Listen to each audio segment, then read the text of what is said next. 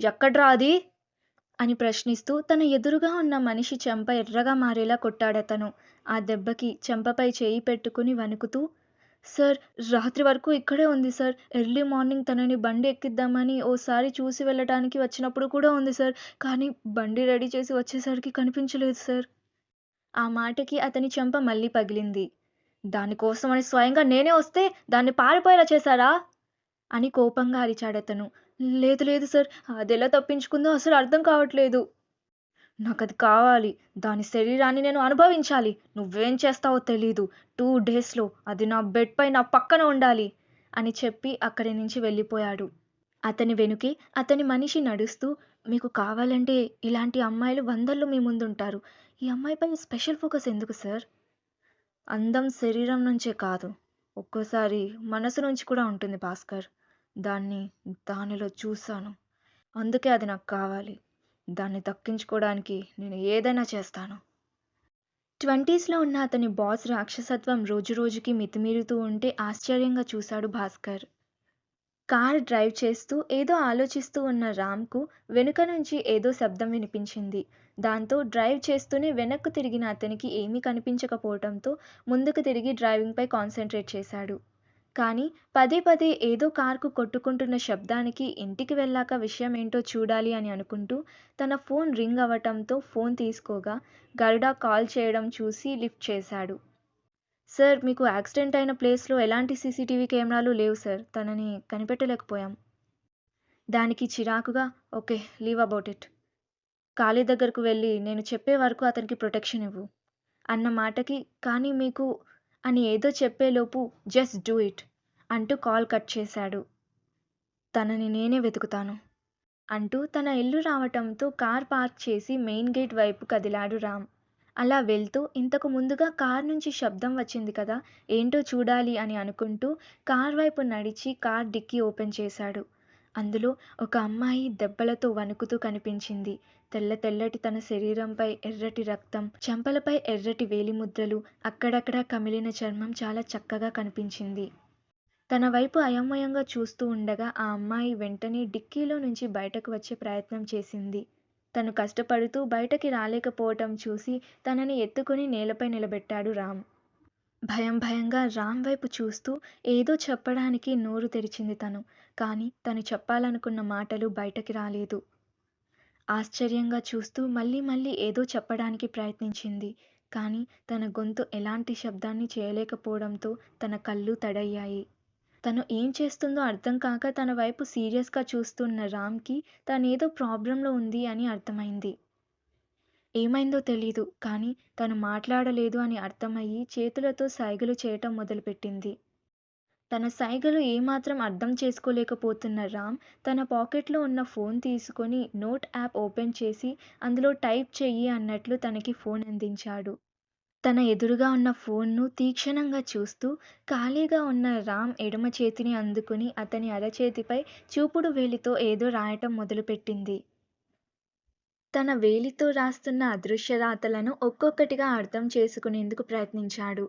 సరే, లోపలికి రా అంటూ ముందుకు నడవగా బెరుకు బెరుకుగానే అతన్ని ఫాలో అయింది తను. ఇంటి లోపలికి వెళ్తున్న తనకి ఒక పెద్ద మహల్ చూస్తున్నట్లే అనిపించింది. తల పైకెత్తి నోరు తెరిచి ఆశ్చర్యంగా చూస్తూ హాల్లోకి చేరుకుంది. తనని కాసేపు చూసి హాస్పిటల్‌కి వెళ్దామా అని అడగ్గా లేదు అన్నట్లు అడ్డంగా తల ఊపింది. మరి దెబ్బలకి ఫస్ట్ ఎయిడ్ ఎవరు వేస్తారు? అన్నదానికి మళ్ళీ రామ్ చెయ్యి అందుకొని నాకు హాస్పిటల్ అంటే భయం అని అక్షరాలను దిద్దుతూ చెప్పింది. సరిపోయింది అని అనుకుంటూ కూర్చో అని చెప్పి లోపలికి వెళ్ళిపోయాడు. అతను వెళ్ళిపోగా హాల్‌ను ఇంకా తీక్షణంగా చూస్తూ ఒక్కో వస్తువు దగ్గరకు వెళ్ళి చేత్తో పట్టుకుని చూడటం మొదలుపెట్టింది. ఫస్ట్ ఎయిడ్ కిట్ తీసుకువచ్చిన రామ్ చిన్నపిల్లలాగా అన్నిటినీ చూస్తున్న తనని చూసి పెదవులపై చిన్నపాటి నవ్వు ఏర్పడితే దాన్ని వెంటనే మాయం చేస్తూ వచ్చి సోఫాలో కూర్చో అని అంటాడు. ఆ మాటకి సైలెంట్‌గా వచ్చి సోఫాలో కూర్చొని రామ్ వైపు చూడటం మొదలుపెట్టింది. దెబ్బకి ఫస్ట్ ఎయిడ్ చేస్తూ కాసేపు తన వైపు చూస్తూ తన ప్రవర్తన బట్టి తన మానసిక స్థితి కాస్త సరిలేదు అని నిర్ధారించుకున్నాడు. చేతులకి అయిన గాయాలకు కట్టుకట్టి మొహానికి తగిలిన గాయాలకు మందు రాయటం కోసం చేత్తో తన గడ్డం పట్టుకున్నాడు. చిన్నగా కాటన్‌తో పగిలిన పెదంపై మందు రాస్తుండగా అతని ప్రమేయం లేకుండానే అతని చూపులు ఆమె చూపులతో కలిశాయి. తన మనసంతా ఆమెపై ఆకర్షితమవ్వటంతో చేసే పని మధ్యలోనే స్తంభించిపోయింది. అప్పుడే ఆఫీస్ నుంచి ఇంటికి వచ్చిన గోవిందం ఇంటిలోకి అడుగుపెట్టగానే కలలో కూడా నిజం కాని నిజం నిజ జీవితంలో నిజమవ్వటం చూసి ఓరి దేవుడా! నేను చూస్తుంది నిజమేనా? అని గట్టిగా బుగ్గగిల్లి నొప్పి నెత్తి వరకు పాకగా నిజమే అని నిర్ధారించుకొని ఆశ్చర్యంతో గట్టిగా అరిచాడు. శ్రీరామా! ఆ అరుపుకి కాస్త ఉలిక్కిపడి ఏమీ జరగనట్లు తన దెబ్బలకు మందు పూశాడు రామ్. ఫస్ట్ ఎయిడ్ క్లోజ్ చేసి ఏంటా అరుపు గొంతు కోసిన కాకిలాగా? సీరియస్‌గా చూస్తూ కిట్ టేబుల్‌పై పెట్టాడు. జరగవనుకున్న కొన్ని విపరీతాలు జరిగినప్పుడు ఇలాంటి రియాక్షన్సే వస్తాయి స్వామి. ఇంతకీ మీ మనసు దోచుకున్న ఈ మహాతల్లెవరు? నువ్విలా నోరు జారితే నా చెయ్యి జారి నిమిషంలో నీ పోస్ట్ ఖాళీ అవుతుంది. నోటికి తాళం వేసి చేతికి పని పెట్టి డాక్టర్‌ని రమ్మను అంటూ రా నీ రూమ్ చూపిస్తా అంటూ మెట్ల దగ్గరకు నడుస్తూ ఉన్న అతని వెనుక వెళ్ళింది తను. దేవుడా! వీళ్ళిద్దరినీ ఒక్కటి చెయ్యి స్వామి. చూడటానికి సీతారాముల్లాగా చక్కగా ఉన్నారు. కలిస్తే లవకుశుల్లాంటి కమల పిల్లలు పుడతారు అని మనసులో పడుతున్న ఆశలకు అడ్డు తీసేస్తూ తన బాస్ జీవితంలోకి వచ్చిన తోడుని ఎల్లకాలం తోడుగా ఉండేలా చెయ్యాలి అని నిర్ణయించుకున్నాడు. రక్తం కారుతున్న తలకి ఆమె చున్నీ అడ్డుకట్టగా మారితే నేను బాగున్నా అంటూ టెర్రస్ పైనున్న బెంచ్‌లో కూర్చున్నాడు రుద్ర. ఇదంతా తన వల్లే జరిగింది అని రియలైజ్ అవుతూ సారీ ఇదంతా నా వల్లే చిన్నగా చెప్పింది. ఊరికే సారీ చెప్తే సరిపోదండి. అతని నుంచి వచ్చిన ఆ మాటకి తలెత్తి అతని వైపు చూసింది. ఏం కావాలి? మీరు పార్టీకి రావాలి. కుదరదు. అయితే మీ సారీ నేను యాక్సెప్ట్ చేయలేను. చెయ్యను. ఛాన్స్ దొరికిందని బాగా యూజ్ చేస్తున్నావు. చిరాకుగా అంటూ ఓకే. కానీ నేను 9 వరకే ఉంటాను. అది చాలు అంటూ లేచి నిల్చొని మీ అడ్రస్ చెప్పండి పికప్ చేసుకుంటాను. టాక్సీలోనేగా అవసరం లేదు నేనే వస్తాను. సరే అడ్రస్ పెడతాను జాగ్రత్తగా వచ్చేయండి. అంటూ తలకి ఉన్న చున్నీ విప్పుతుండగా తనకి ఇస్తాడు అనుకున్న ప్రేమ దాన్ని మడిచి చేతిలో పెట్టుకోవడంతో నా చున్నీ బ్లడ్ అయింది కదండీ వాష్ చేసిస్తాను. పర్లేదు నేను వాష్ చేసుకుంటాను. నో నో మీరిక్కడే ఉండండి అంటూ కిందకు వెళ్ళిపోయాడు. లంచ్ బ్రేక్ అయిపోవచ్చింది. చేతికున్న వాచ్‌లో టైం చూస్తూ అప్పుడనగా వెళ్ళిన రుద్ర ఇంకా రాకపోవటంతో అసహనంగా ఎదురు చూడటం మొదలుపెట్టింది. ఇక లేచి వెళ్ళిపోదాం అనుకుని లేచి వెనక్కు తిరిగిన తనకి అప్పుడే అక్కడికి వచ్చిన రుద్ర కనిపించాడు. ఆయాసపడుతూ వచ్చిన అతని చేతిలో ఏదో కవర్ కనిపించింది. ఇదిగోండి అంటూ ఆ కవర్‌ను ప్రేమకు అందించాడు. ఏంటిది? అన్న తన ప్రశ్నకి మీరే చూడండి అన్న చూపు విసరడంతో కవర్ ఓపెన్ చేసి చూడగా ఒక వైట్ చున్నీ కనిపించింది. వెంటనే రుద్ర వైపు చూడగా మీ చున్నీ నా దగ్గరుంటే మీరేం వేసుకుంటారు? అందుకే కొత్తది కొనుక్కొచ్చాను. కాస్త షాక్ అవుతూ చూసింది తను. 2 ఏళ్ల తర్వాత తనని ఇంతగా గమనించి అర్థం చేసుకున్న వ్యక్తి ఇతనే. చున్నీ లేకుండా కంఫర్ట్‌గా ఉండదు అని తనకే గుర్తు రాలేదు. గుర్తొచ్చేలోపు అతనే షాప్‌కి వెళ్ళి అప్పటికప్పుడు కొనుక్కొచ్చాడు. సరే లంచ్ బ్రేక్ అయిపోయింది. ఇక నేను వెళ్తాను అంటూ అక్కడి నుంచి వెళ్ళిపోయాడు. ఎలా స్పందించాలో అర్థం కాక వెంటనే చున్నీ వేసుకుంది. బ్రేక్ అయిపోయేలోపు చున్నీ తేవటానికి వెళ్ళి బ్యాండేజ్ కూడా వేసుకోకుండా వచ్చిన అతని క్యారెక్టర్ నచ్చింది తనకి. అలా అతని గురించి ఆలోచిస్తూ ఎప్పుడు తన పెదవులు విచ్చుకున్నాయో కూడా తెలియలేదు తనకి. బ్రేక్ ముగిసింది అని మోగిన బెల్ గుర్తు చేయగా వెంటనే ఎలివేటర్‌లో తన ఫ్లోర్‌లోకి వచ్చింది. నేరుగా తన ప్లేస్‌లోకి వెళ్ళి వర్క్ మొదలుపెట్టగా తనిచ్చిన చున్నీ వేసుకుని ఉండటం చూసి నవ్వుకున్నాడు రుద్ర.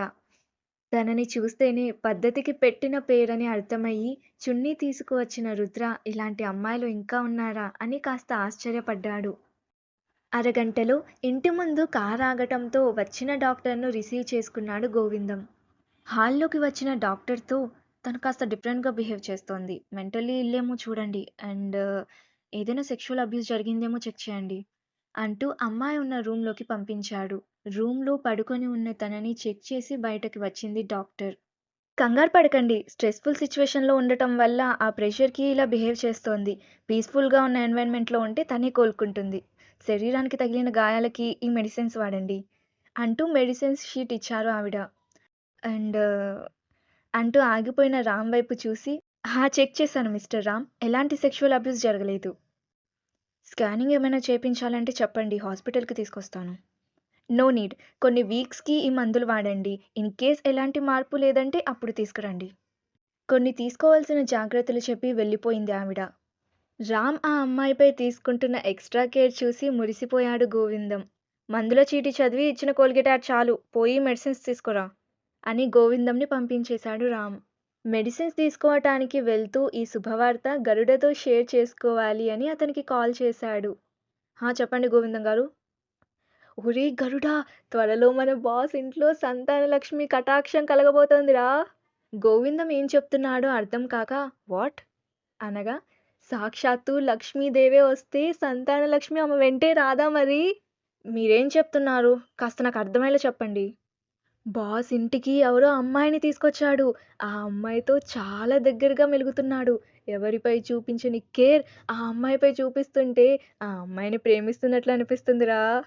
దానికి నవ్వుతూ ఇంపాసిబుల్ అన్న మాటకి నేను కూడా అలానే అనుకున్నాను. కానీ వాళ్ళు ఒకరికొకరు ఎంత దగ్గరగా ఉన్నారో చూస్తే ఇంపాసిబుల్ అన్న నువ్వే వాళ్ళ పెళ్ళికి డేట్ ఫిక్స్ చేయాలి అనేవాడివి. గోవిందం ఉన్నదాన్ని ఎక్కువ చేసి చూసే మనిషి. అతని మాటలు ఎక్కువ పట్టించుకోక కాస్త సీరియస్‌గా నేను సార్ దగ్గర ఉండను అని తెలిసి ఎవరైనా ప్లాన్ చేసి ఈ అమ్మాయిని పంపించారేమో. కాస్త జాగ్రత్తగా ఉండండి. ఆ అమ్మాయిని చూస్తే నోట్లో నాలుక లేని మనిషిలా ఉంటుంది. తనేం చేస్తుందిరా? Don't judge a book by its cover Govindam గారు. సరే, సరే అర్థమైంది. ముందు నువ్వు జాగ్రత్తగా ఉండు. అసలే ఆ షాకిని దెయ్యం స్టెలా అక్కడే ఉంటుంది. I will take care of myself Govindam గారు.